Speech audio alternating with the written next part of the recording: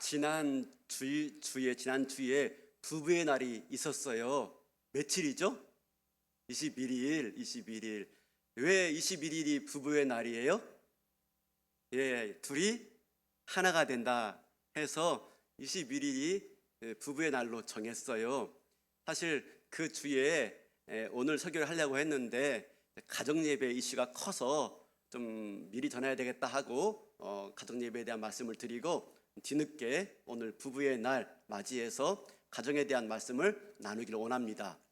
이 21일은 둘이 하나가 된다라고 하는 의미도 있지만 또 하나가 있습니다. 부부는 물론 둘이지만 하나가 되는 거죠. 한 몸을 이루는 거죠. 그런데 또 하나의 의미가 뭐냐면 우리가 아무리 서로 부부간에 의지하고 또 연합하고 또 하모니를 이룬다 할지라도 여전히 부부가 건강한 부부가 되기 위해서는요, 각각 독립된 인격과 주체성을 가지고 만나야 돼요. 그러니까 뭡니까? 하나가 된다고 해가지고 어느 한 사람이 없어지면 안 됩니다. 하나가 되기 위해서는 각각이 독립된 인격과 주체성을 가져야지 하나가 될 수가 있는 거예요. 이런 차원에서 아내가 저에게 자주 하는 말이 있어요. 제가 요즘에 좀 나이가 먹으니까 그런지 몰라도 자꾸 아내 가는 걸 같이 따라하고 싶어요. 그럼 하는 말이 있어요. 따로 또 같이 그럽니다. 같이 할 때도 있지만 따로 할 때도 있다는 거죠. 그래서 부부가 건강하고 행복한 부부가 되려면 무조건 둘이 하나만 되는 게 아니라, 그래서 실가하는데 바늘하는 것만이 아니라 때로는 따로 각각이 존재해야 되는 거죠. 어떻게? 하나님 앞에서 각각 하나님 만나고, 그죠? 하나님과 깊은 인격적 관계를 맺어갈 때 각각 그럴 때 같이 하나가 될 수가 있다, 그 말인 것입니다. 그래서 둘이 하나이지만 또 따로 또 같이라고 하는 것들을 잘 균형감 있게 가져가야 된다라고 하는 것이죠. 이게 부부의 의미인데요. 22일 날 지나면서 혹시 여러분들 부부 가운데 어떤 세레모니 하셨습니까? 기념 뭐 한 적 있습니까? 결혼 기념일만 하는 게 아니라 이런 부부의 날도 그런 의식들을 하면 좋을 것 같아요. 제가 얼마 전에 한 성도님의 가정을 방문했는데요, 이런저런 대화 나누다가 제가 너무 도전을 받았어요. 한 남자 집사님이 아내 집사님에게 이런 걸 만들어 드렸대요. 보여주시겠습니까? 감사패, 남편 누구누구가 아내 누구누구에게. 됐습니다. 지우세요. 너무 오래 보면 마음 상하니까. 그죠? 하여튼 도전 받아가지고 저도 이번 부부의 날 때 내가 이런 거 다 만들어서 아내한테 한번 줘볼까 생각했어요. 그러다가 그 생각 접었어요. 왜냐하면 아내는 저런 거보다도요, 뭐니 해도, 그렇죠, 그걸 좋아해가지고 이제 전 죽었습니다. 이제 집에 가면. 네, 다른 걸로 이렇게 선물해 드렸어요. 여러분, 제가 뭐 이런 기념일 뭐 이런 걸 별로 안 좋아해요. 근데 요즘에는 이런 것들을 지키려고 애씁니다. 왜냐하면 평소에는 제 마음을 잘 표현할 수가 없잖아요. 근데 이런 기념일들과 이런 날들을 통해서 마음을 표현할 수 있는 그런 구실이 생기는 거예요. 그렇기 때문에 비록 부부의 날 지났지만 5월달 아직 다 안 갔으니까 유효합니다. 이번 주에 혹시라도 그런 시간들 안 가졌다면 부부에게, 서로에게 자기의 마음을, 고마운 마음을 표현하는 그런 시간들을 가져보면 좋을 것 같아요. 다른 거 아니고 뭐 기념패 안 만들어도 우리가 조그마한 카드에 내 마음을 담아서 카드를 준다면 아마 저런 기념패 못지않은 그런 감격의 선물이 될 줄로 믿습니다. 꼭 할 수 있기 바랍니다. 아따, 이럴 줄 알았어요. 1부 때 2부 때도 역시 소리가 작더라고. 할 수 있기 바랍니다. 하셔야 돼요.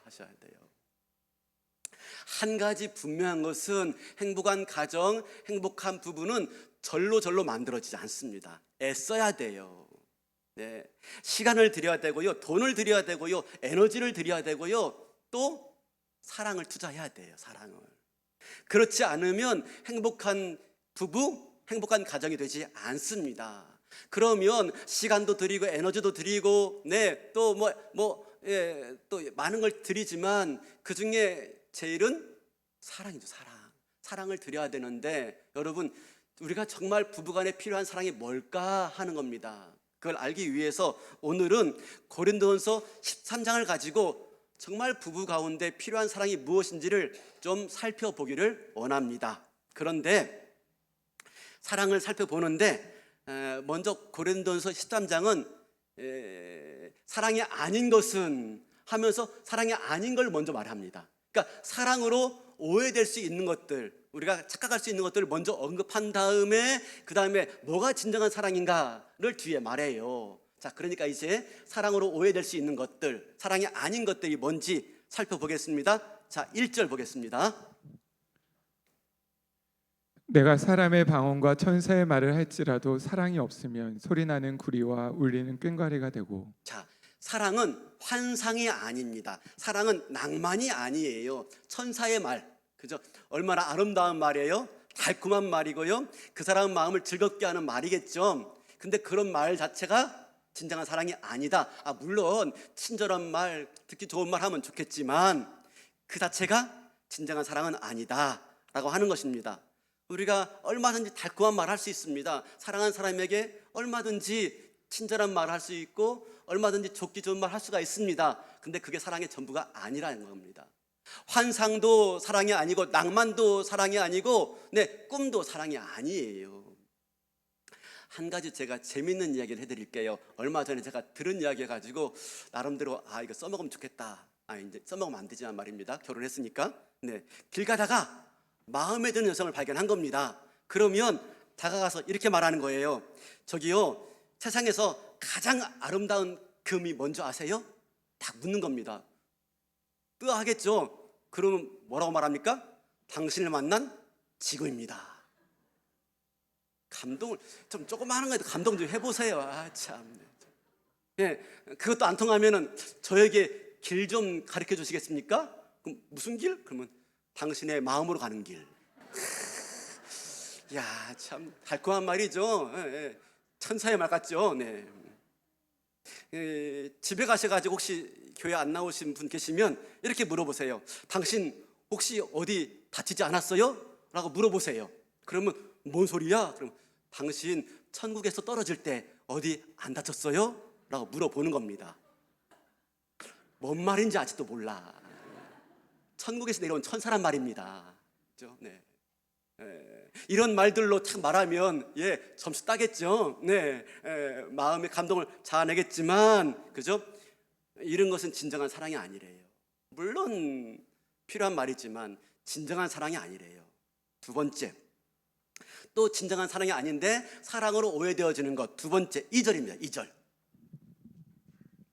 내가 예언하는 능력이 있어 모든 비밀과 모든 지식을 알고 또 산을 옮길 만한 모든 믿음이 있을지라도 사랑이 없으면 내가 아무것도 아니요. 사랑은 능력도 아니고 자질도 아니래요. 능력도 아니고 자질도 아니다. 무슨 말입니까?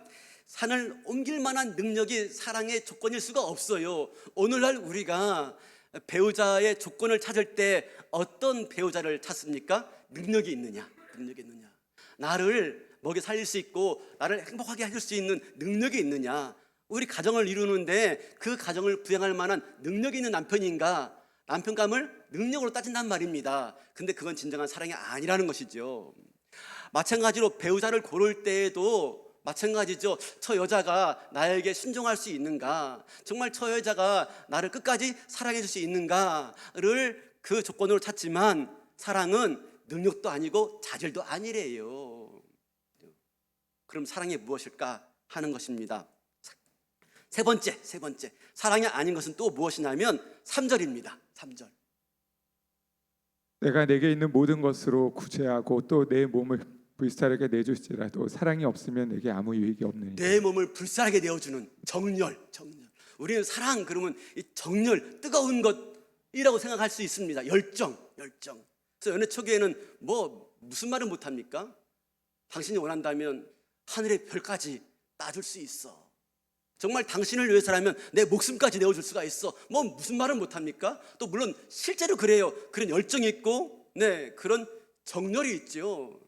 저도 얼마나 아내를 좋아했으면 제가 결혼하기 전에 연애할 때 말입니다. 제가 인제가면 언제 오나 원통에서 근무했습니다.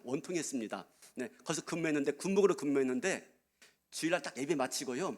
서울에 아내 만나러 올 때 정말 놀라운 속도로, 빛의 속도로 프라이드인데요, 그걸 받고 왔어요. 그 당시에는 이 속초 터널도 없어가지고 이렇게 꼬불땅 오면 3시간 반 넘었는데 2시간 반 만에 왔습니다. 날라왔죠. 미쳤죠. 네. 사랑은 미쳤습니다. 미친 게 사랑이에요. 그죠? 근데 사랑은 정렬이 아니래요. 근데 사랑을 정렬이다, 열정이다 생각하기 때문에 문제가 발생합니다. 왜냐하면 사랑해서 결혼했는데 여러분, 그 열정과 정렬이 과연 몇 개월 갈까요? 몇 년 갈까요? 대부분 3개월 가면 점차 식어진답니다. 근데 3개월 가도요, 여전히 뜨겁고 가슴 뛰면요, 병원에 가보시래요. 병원에. 그럼 심장에 문제가 있는 거라니까요. 3개월 넘어지면 식는답니다. 그러면 정렬이 식으면, 열정이 식으면 어떻게 오해합니까? 사랑을 열정이나 정렬로 생각한다면, 정렬이 식고 열정이 식으면 사랑이 식었나 보다. 그죠? 사랑이 식었나 보다. 마음이 변했나 보다. 라고 오해하는 거예요. 근데 뭐라고요? 사랑은 열정이 아니래요.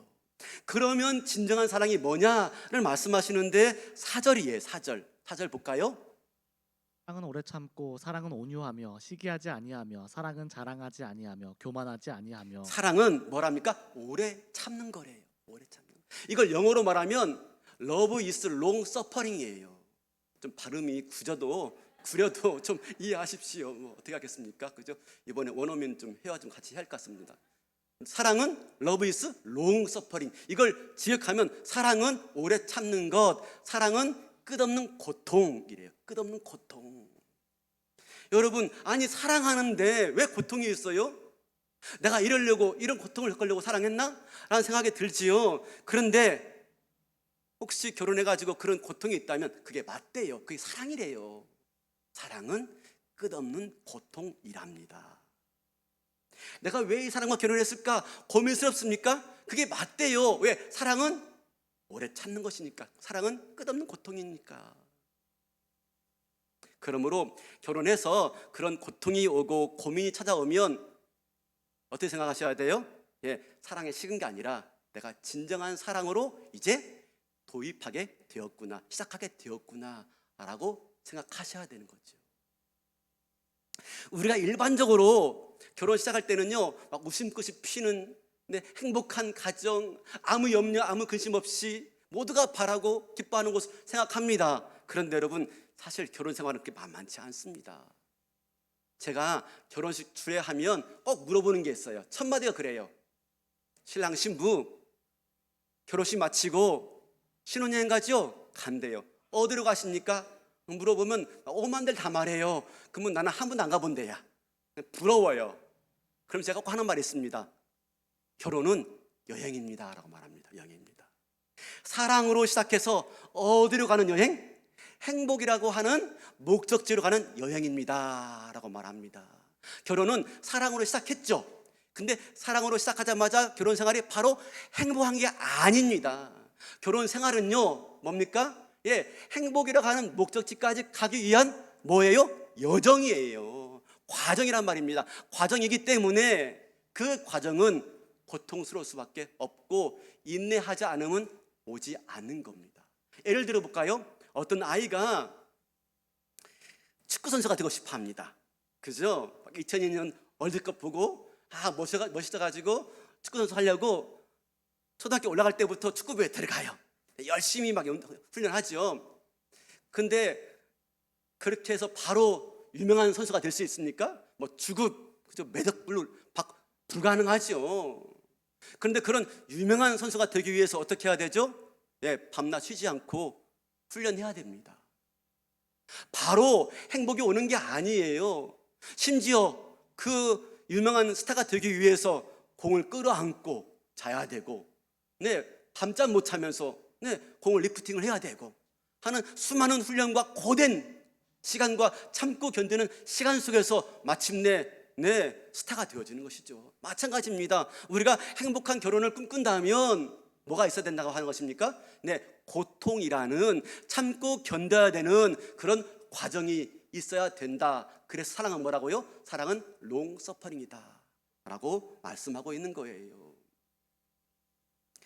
그것이 완성될 까지 우리는 힘들기 때문에 참고 견뎌야 합니다. 우리 에베소서 2장 22절, 5장 22절 볼까요? 5장 22절. 에베소서 5장 22절인데요. 에베소서 5장 22절. 네. 아내들이여 자기 남편에게 복종하기를 주께 하듯 하라. 우리 와이프가 제일 싫어하는 말씀이었습니다. 지금은 안 그래요. 지금은 정말 저 말씀이 왜 성경에 있냐고 막 나한테 묻는데 뭐 내가 할 말이 있나? 하나님이 넣는데요. 참 힘든 말이죠. 아내들에게 정말 힘든 말입니다. 안 그렇습니까? 복종할 만해야 복종하지. 남편들이, 그죠? 저런 인간에게 내가 복종해야 돼? 쉽지 않죠. 고통이에요. 두 번째 볼까요? 25절. 남편들아 아내 사랑하기를 그리스도께서 교회를 사랑하시고 그 교회를 위하여 자신을 주심같이 하라. 사랑할 만해야 사랑하지요. 맨 자기밖에 모르고, 그죠? 친정밖에 모르는데 어떻게 사랑하는 마음 생기겠습니까? 그런데 사랑하래요. 사랑하고 싶은 마음이 도무지 안 생기는데 하는 말마다 남편에게 대드는데 그런 아내를 사랑한다는 게 쉽지 않죠. 근데 사랑하기 위해서 뭐가 돼야 됩니까? 고통이 있죠. 인내가 따릅니다.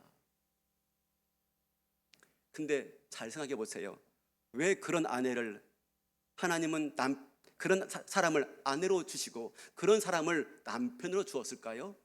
왜 그런 사람을 내 배우자로 하나님이 허락해 주었을까요? 그 사람 통해서 내가 더 많이 다듬어져야 되기 때문에, 내가 그만큼 망가져 있는 거예요. 내가 그만큼 불완전한 거예요. 그래서 그런 남편 주셔서 나로 하여금 그 고통을 받게 하시고 마침내 나를 만들어 가시려고 하는 하나님의 준비된 배우자이다 라고 하는 사실입니다. 결국 그 배우자를 통해서 하나님이 나에게 복 주시려고, 그 배우자를 만나서 하나님이 나를 더욱더 사람 만들어 가게 하시려고 하나님이 나에게 그 배우자를 주시고 사랑해라, 복종하라 라고 말씀하는 줄로 믿습니다. 고통스러워도 힘들어도 하나님이 준 사람을 만났는데 왜 고통스러워요? 그 이유는 딱 한 가지예요. 하나님 준비한 사람이라면 고통스럽지 않아야 되는데 왜 이렇게 힘들어요? 그 이유는 딱 한 가지예요. 뭐냐면 우리가 결혼을 통해서 얻고 싶어하는 것과 하나님이 결혼을 통해서 주고 싶은 게 달라서 그래요. 우리는 결혼을 통해서 얻고 싶은 게 있어요, 그죠? 네, 그런데 하나님은 결혼을 통해서 주고 싶은 게 따로 있는 거죠. 이게 틀리기 때문에 고통스러운 거예요. 우리는 결혼을 통해서 내가 유익을 얻으려고 해요. 다음에 말하겠습니다. 내가 결혼을 통해서 뭔가 얻으려고 해요. 근데 성경에서 말하는 결혼의 행복은 무엇입니까? 성경에서 말하는 진정한 구원은 무엇입니까? 결혼을 통해서 우리가 이루어야 될 진정한 행복과 구원은 무엇입니까? 예수 그리스도로 말미암아 죄 사함 받아서 내가 하나님의 온전한 사람을 이루어서 매 순간순간 옛사람을 벗어버리고 새 사람을 입어서 그리스도의 장성한 분량까지 자라나도록 하고자 하는 것이 하나님이 저와 여러분을 구원하신 목적이며 결혼을 통해서 주시고 싶은 하나님의 진정한 복인 줄로 믿습니다. 이게 다른 거예요. 그러니까 결혼 생활이 고통스러운 거예요. 내 기대에 맞지 않으니까. 우리가 그렇지만 이 결혼을 포기하지 못해요. 왜 포기하지 못해요? 하나님 묶어놨기 때문에. 그리고 끊을 수 없는 그 자식들이 있으니까 어쩔 수 없이 이 결혼 관계를 포기하지 못하고 묶여 살아야 돼요. 그렇게 30년, 40년 살다 보면은요, 우리가 얻게 되는 게 있더라 하는 겁니다. 나도 모르게 내가 변화되어져요. 그 시간 속에서 내가 만들어져요. 고통스럽지만 참고 견디고 이 결혼을 포기하지 않고 내가 붙들고 가는 가운데 마침내 내가 변화되어지고 내가 새로워지는 게 있더라. 옛사람을 벗어버리고 새로운 사람을 입게 되는 거예요. 제가 결혼한 지 31년 되는 것 같습니다. 여러분들에 비하면 아직도 새발이 피겠지만 제가 요즘에 좀 새로워지는 게 하나 있어요. 그게 뭐냐면 제 안에서 일어나는 변화예요. 저도 모르는 사이에 이제 한 가지 새로운 습관이 생겼는데 그건 뭐냐면 내 방식대로 하지 않고 아내의 방식대로 해보는 겁니다. 예를 들면 어떤 일이 발생했어요. 그러면 순간적으로 반응해야 되는 일이 있는데요. 예전에는 제가 순간적으로 반응할 때 그냥 제 안에서 드는 생각, 제 안에서 드는 느낌대로 반응을 했어요. 근데 아내는 달라요. 아내는 그런 순간적인 그런 상황에서 반응할 때 남달라요. 지혜로운 거예요. 어떻게 저렇게 지혜로운 말을, 어떻게 꼭 알맞은 말을 할까 하는 생각이 드는 거예요. 제가 가만히 생각해 봤어요. 저는요, 제 삶에 대해서 어떤 기준과 질서가 분명하지 않아요. 좀 자유로워요. 근데 아내는 이 목사님의 딸로 커서 그런지 몰라도 자기 삶의 기준과 질서가 분명해요. 그러니까 어떤 상황에서도 거기에 맞춰 답이 나오는 거예요. 근데 저는 집사 아들이니까 그런 걸 배우지 못해가지고 그냥 나오는 거예요. 중요한 건 내가 누군가 하는 정체성이 중요하고 내 삶의 기준과 질서가 무엇인가가 순간순간, 매 순간순간 내 안에 자리 잡고 있어야 되는구나. 그럴 때 거기에 맞는 말들이 바로바로 나오고 거기에 맞는 행동들이 바로바로 나오는구나 하는 걸 알게 되었어요. 그래서 이제는요, 좀 그런 아내를 보고 제가 좀 배우게 되어집니다. 저도 모르게. 그죠? 그래서 이런 순간에 아내라면 어떻게 했을까라고 생각되어져요.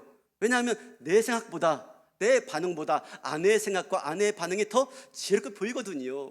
그러다 보니까 저도 모르는 사이에 종종 아내와 같은 방식대로 할 때가 생겨요. 제 안에 누가 생긴 겁니까? 제 아내가 있는 거예요. 물론 제가 바뀐 건 아닙니다. 여전히 저는 있어요. 근데 제 안에 누가 들어와 있는 거예요? 제 아내의 삶이 들어와 있는 거예요. 그만큼 내가 넓어지는 것이죠. 이건 아내도 마찬가지일 거예요. 서로 살면서 부딪히는 것들이 있는데 한 번쯤 상대방의 관점에서 생각해 보는 겁니다. 그러는 건데 왜 남편은, 왜 내 아내는 그렇게 행동할까 하면서 그게 적어도 내 방식대로 보다 낫다면 나도 해보는 거예요.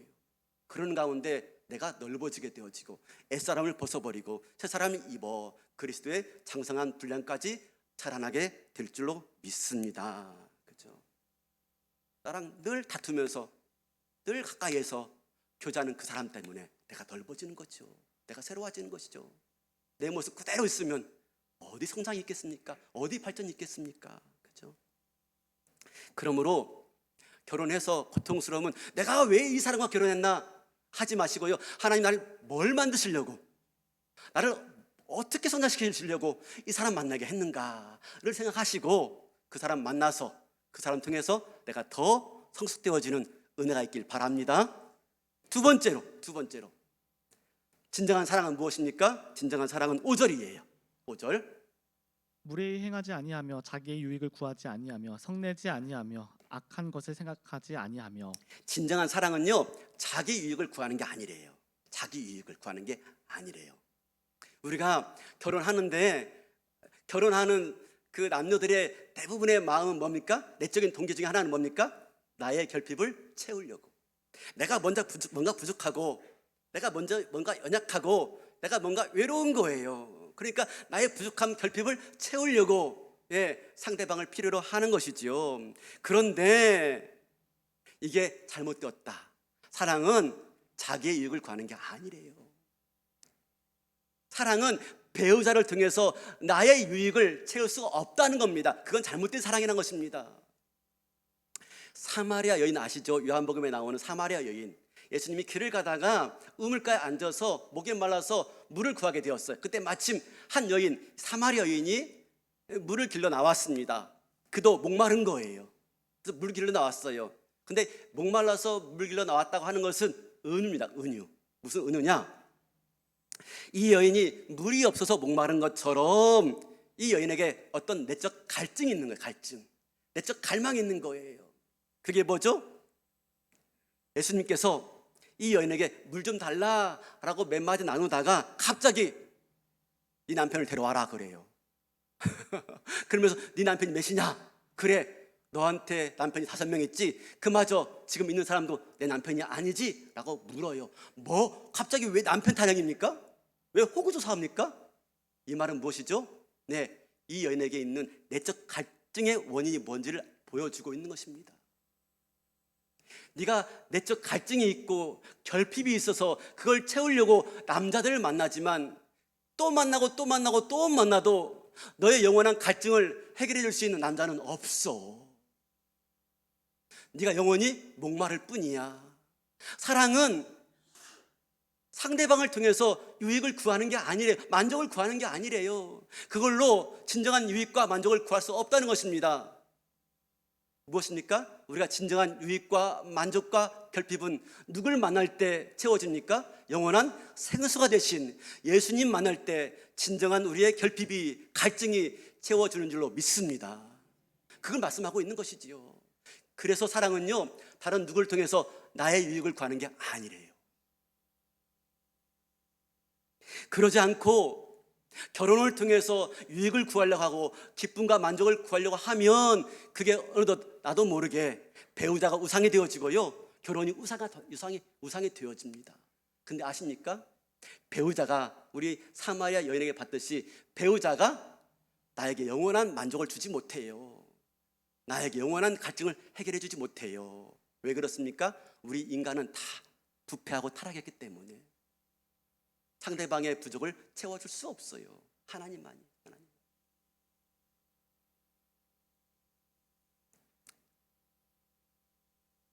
그러면 우리 이제 세 번째로 또 진정한 사랑이 무엇인지 살펴보겠습니다. 7절입니다. 7절. 진정한 사랑은 모든 것을 참으며 모든 것을 믿으며 모든 것을 바라며 모든 것을 견디느니라. 또 참으며 견디며 나오죠. 진정한 사랑은요, 참고 견디면서 믿고 바라는 거예요. 진정한 사랑은 참고 견디면서, 믿고 바라면서 참고 견디는 거예요. 똑같은 말이에요. 사랑은 뭐라고? 진정한 사랑은 뭐라고요? 믿고 바라면서 참고 견디는 거라니까요. 하나님이 저와 여러분을 포기하지 않았기 때문에 우리가 이 자리에 온 줄로 믿습니다. 마찬가지로 하나님이요, 나를 포기하지 않았듯이 하나님이 우리 배우자를 포기하지 않을 거예요. 하나님이 포기하지 않았기 때문에 우리도 배우자를 포기하지 말아야 돼요. 이것은 내가 내 남편을 믿는 게 아니에요. 내 남편을 향한, 내 아내를 향한 하나님의 섭리와 계획과 간섭을 믿기 때문에 우리가 남편을 포기하지 않고 아내를 포기하지 않는 거예요.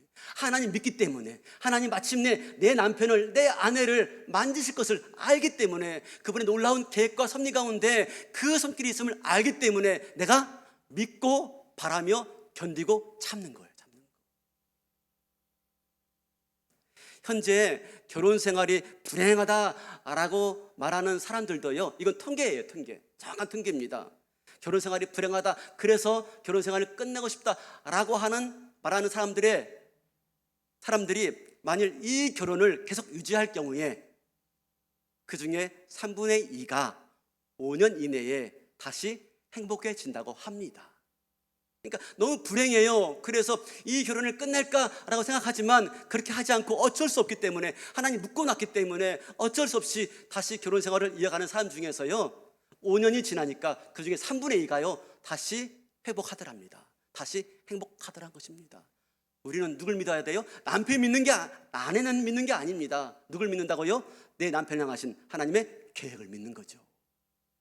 그렇게 믿고 견디는 가운데 하나님께서 만지실 것을, 바꿔놓으실 것을 우리가 기대하고 있는 것이지요. 그렇습니다. 믿음은요, 바라는 것들의 실상이에요. 실상. 보이는 것을 믿는 게 아니에요. 지금은 그렇게 안 보일 겁니다. 형편없어 보일 겁니다. 저 인간이 언제 사람 될까? 그렇게 보이지 않을 거예요. 근데 믿음은 보이지 않는 것을 바라보는 능력의 능력. 마침내 하나님의 계획을 믿으면서요, 믿음으로 참고 견딜 때 하나님이 우리 배우자를 계획하신 대로 진정한 행복한 배우자로 만들 줄로 믿습니다. 우리 에레미야 29장 11절 볼까요? 이렇게 말하고 있습니다. 여호와의 말씀이니라. 너희를 향한 나의 생각을 내가 아나니 평안이요 재앙이 아니니라. 너희에게 미래와 희망을 주는 것이니라. 자, 보세요. 여호와의 말씀이니라. 너희를 향한 나의 생각은 뭐죠? 재앙이 아니라 평안이다. 미래와 희망을 주는 것이다. 너희 가정을 향한 나의 생각은 재앙이 아니라 평안이고 미래와 희망을 주는 것이다. 내 남편을 향한 나의 계획은 재앙이 아니라 평안이다. 내 아내를 향한 나의 계획은, 나의 생각은 뭐라고 합니까? 재앙이 아니라 평안이며 미래의 희망과 행복을 주는 것이니라 라고 말씀하고 있어요. 이 말씀 믿고 여러분 허락하신 배우자를 기도하면서 잘 견디고 참고 인내하시길 바라겠습니다. 하나님께서 마침내 그 은혜 가운데 온전한 사랑으로, 참 사랑으로 진정한 사랑, 진정한 행복한 가정과 그리고 부부를 이루어 주실 줄로 믿습니다. 하나님이 왜 그렇게 안 맞는 둘을 만나게 해서서 하나가 되게 했을까요? 그렇게 안 맞고 그렇게 다른 서로를 만나게 해가지고 부부로 삼게 해주었을까요? 그 이유가 무엇일까요? 그것은 뭐냐면 이제 네가 살아가는데 네 기분대로, 네 승질대로, 네 느낌대로, 네 박자대로 살지 말고 너의 배우자의 느낌대로, 너의 배우자의 스타일대로, 너의 배우자의 방식대로, 너의 배우자의 리듬에 맞춰 살아가라 라고 하는 겁니다.